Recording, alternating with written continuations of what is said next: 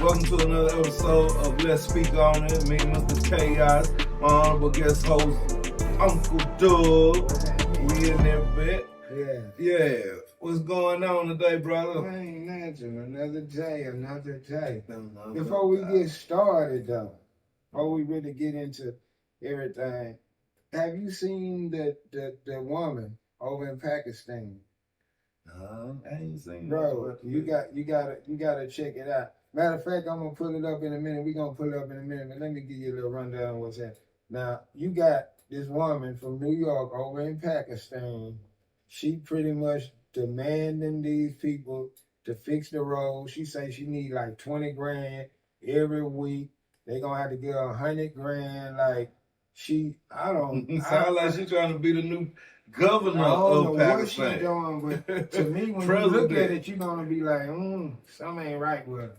You know what I'm saying? Kind of like, I don't know, like, and I see like the world and in the comments they kind of embracing what she doing for some reason. I'm wondering why ain't nobody like maybe she running for the mental health president. Right. and bro, like she you know, like I think they really need to try to help her, bro. Yeah. You know, like I think they doing this shit all wrong with her, man. That's just my opinion though. Wow. But yeah, bro, like I think somebody really need to go over and help that woman.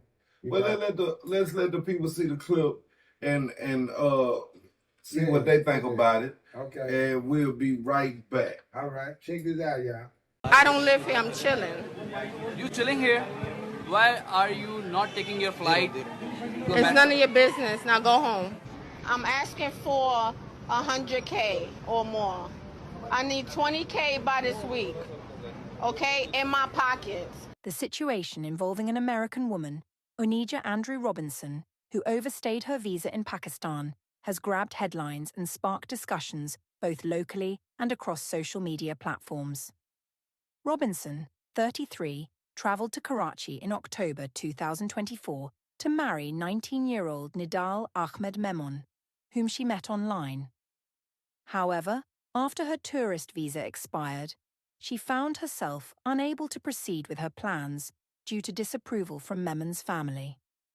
In an unusual turn of events, Robinson began to publicly demand money from local authorities and Memon himself, with her requests escalating to weekly sums of $3,000 to $5,000, and even reaching demands for $50,000 to $100,000 from the Pakistani government. Her demands were aimed at either facilitating her return to the United States or supporting her stay in Pakistan. Alongside her expressed interest in obtaining Pakistani citizenship, she has also demanded money and said the Pakistani government need to fix up all of these buildings and clean up. So, as you can see, bro, that shit was crazy. Hell, man, that was crazy. Yeah. It's like you could tell that either she planted them to start some mess, or she's really off her mental. You ain't lying. I ain't thinking about that, bro. That could be a plan. That could be a plan. That's crazy. You know, America, I mean, I love America like everybody else, but we know they do play games. Yeah, they play games. They play games. But y'all need to pray. Y'all need to pray for that woman, man, for real, yeah, man. Take a moment of silence. Pray for that woman, bro, because she tripping. Yeah. But in other news, I see the things that 50 Cent pulled out trying to get close to Big Meech didn't work. Wow, yeah. And he's gone to his arch enemy, Ricky Rose. Oh, Rosism. Yeah, man, they tripping. Well, first of all, everybody know 50 is super, super petty. Yeah, you know what I'm saying? Yeah. And they embrace that shit with him for some reason. I ain't hating on him, but god damn. 50 kind of like a mean-ass auntie to me sometimes, the way he act, man. Yeah. You know, he just super petty, bro. But shout out to Phil, you know, he came to the city, doing his thing, bought up downtown, you know. And I still wonder what's up with that, because the way it was seeming when he was coming, like it was finna just come to light. So I know you can't build Rome overnight, but I really don't see any progress in that from my point of view. Yeah, it ain't really been no process. What the future held in store, I don't know, but me personally, you know, I just gotta keep it real, you know, but I think he already done seized too much property downtown. You know what I'm saying?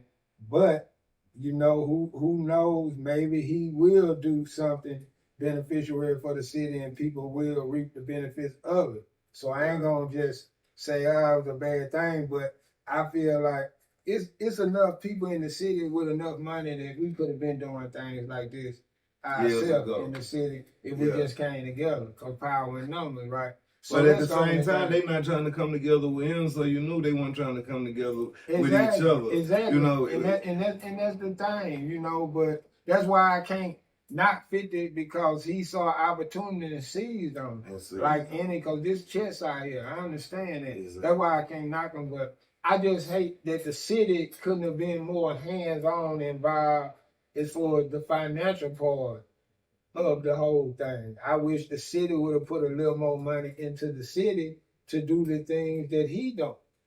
You know what I'm saying? That's all I'm saying. Yeah, because I'm sure there's some money here, there's some treasure here. We got all these casinos here. Yeah. We got this, that, and the third going. So it's money. You know, we're not gonna kick it off going deeper into that. Because you can ruffle a lot of feathers when it comes to that money. Yeah, and and like I say, I don't want nobody to think, you know, come at the end of the day, I am from both. You know, I'm both at first, but my work, my love, a lot of my history, everything is in Shreveport. Yeah. You know what I'm saying? It's been my stomach grind. It's been where I done laid down a lot of groundwork, you know, for years. So I feel like I have the right to speak on certain things when it comes to Shreveport, because I've been here from day one with all the shit that's been going on. So that's the only reason why I kind of give my opinion. It ain't like I'm hating on it, you know, because I love me some Shreveport. Yeah, man. Yeah. You know, it's a lot of history downtown. A lot of, you know, it's a lot of history. Shreveport was like Atlanta at one time, man. Do your research. Like, it was literally like Atlanta at one time. It's a long time ago, but it still was like, it's a reason why Elvis brought his ass down here to become famous. I'm just going to say it like this. There's a reason why Elvis came down here to be famous. So do your research and find out where you really at. It's been a long time since it done been. Shreveport is a hell of a market, though. When you think about your boosters, your little flips, I remember a lot of people coming through here in the 90s. Kevin Gates. A lot of people Money. Cash Money. No Limit, man. If it wasn't for people like Garland's Sound Shop and the people that work Shout Out, Spike Mike, man, and Garland, man, real pioneers of the game that helped a lot of people, including Master P, Cash Money. They wouldn't have been the groups they are if it wasn't for people like Garland and them. Like, niggas really, you know, did a lot of work for the music culture as a whole and don't really get credit for that right here in Shreveport. But that's how it's been for a long time, you know. That's why niggas like me still here. So I can, you know, let it be known. Yeah, you know, I'm gonna let it be known. And we gonna start reaching out to some of these pioneers and bringing them on the show and getting their insights on what it was to where it is and where it might be going. Yeah. You gotta know that.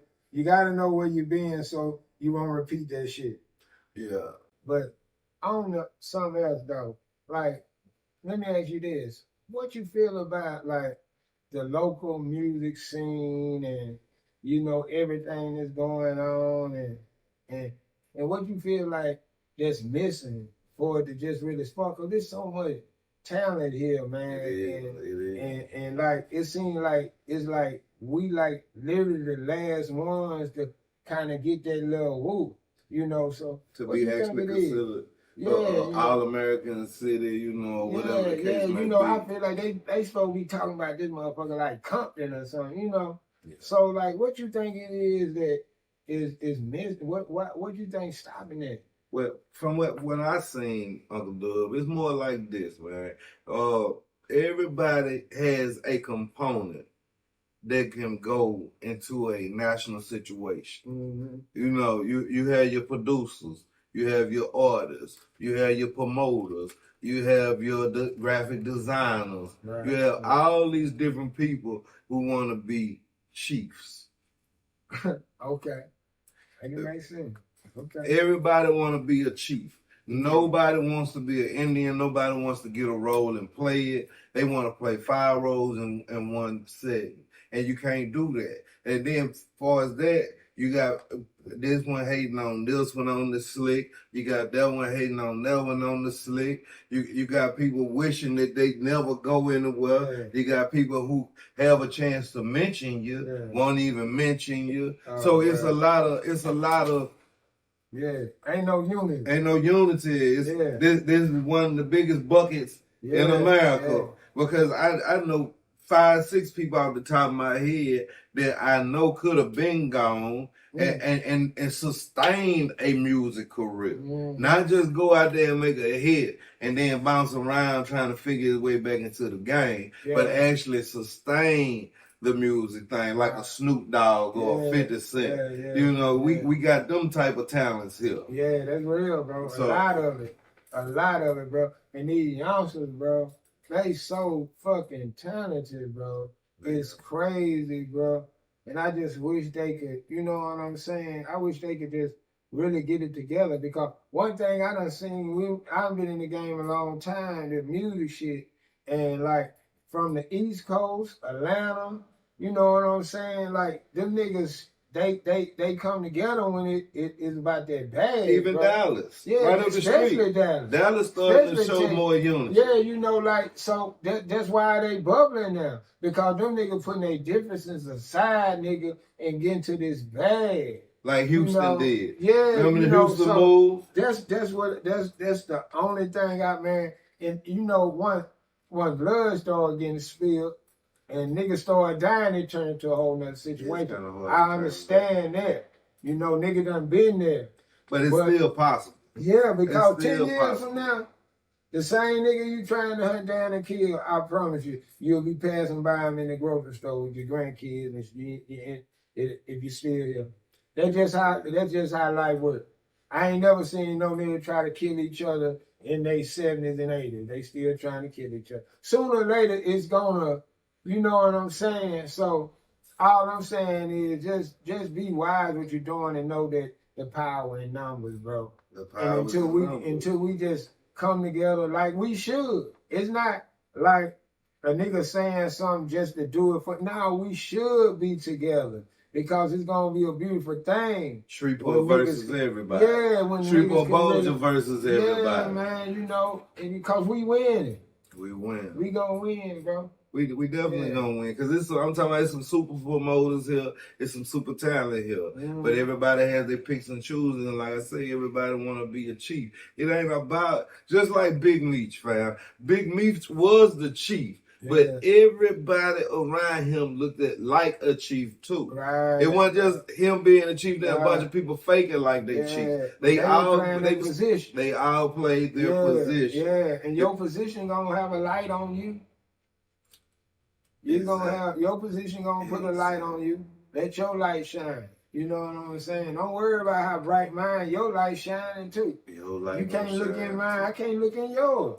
But you too busy looking at mine and don't see how bright your light is. That's how you run out the road, Jimmy. Yeah, that's how you run out the road. Yeah. And R.I.P. Herb got it too, man. You know what I'm saying? Herb done got everybody on the nigga, man. You know what I'm saying? Yeah. 50 say he was smoking that herb fact, bro, on social media, man. I told you, King Petty, man. King Petty. Wow, bro. That nigga cut his own son out. That 50 wild, bro, but like I say, you know, shout out to 50, man, but damn, you know, that nigga, the mean, I'm gonna start calling that nigga mean. I ain't in a minute, though. I see. The mean ain't, man. For real, bro.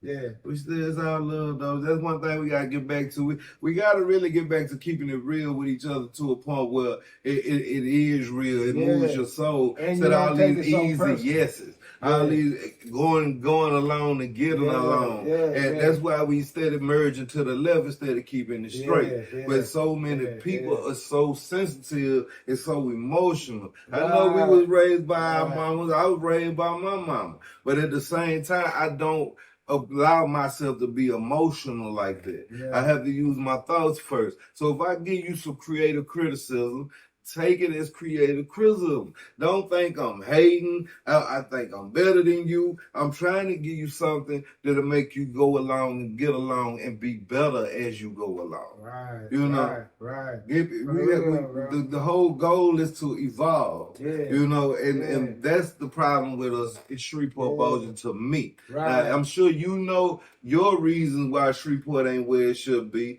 and why Shreveport seems to be so many years behind other cities. But that's why we on this show. Let's speak on it. Leave us a comment. We would love to get back to you. We would love to elaborate. Hell, who knows? We might even bring you on the show. Yeah.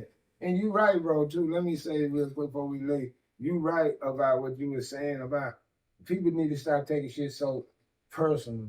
You know what I'm saying? And just appreciate that a person is even trying to say something about what you're doing. You know what I'm saying? Don't get me wrong. You know when somebody bullshitting and you know when a loved one is just trying to tell you something real stuff. But we got to stop taking shit so goddamn personal because people these days act like opinion is law.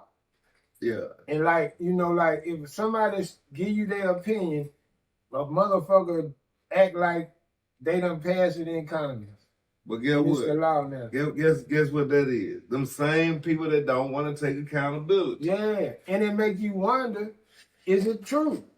If it can disturb you, if I can give my opinion about something and it disturb you so bad, it make me wonder I might be right. You definitely because right. if you know I'm not right, you could take somebody's opinion and be like, man, they don't know what's going on. You know what I'm saying? I do it every day in life. You know what I'm saying? So it's not hard to do. You just have to know what's going on with and you. Know who really love you. Yeah, Let your loved ones give you creative criticism. If you want to be better, you want to go and grow, learn how to filter the things you hear, take out what you need, and disperse the rest. Right. That's real, bro. I think we need to leave on that one. Yeah, and that's been another episode of Let's Speak On It. Me, Mr. Chaos, my boy, Uncle Doug. Right. We in here. Leave us a comment, subscribe, like, and until the next time.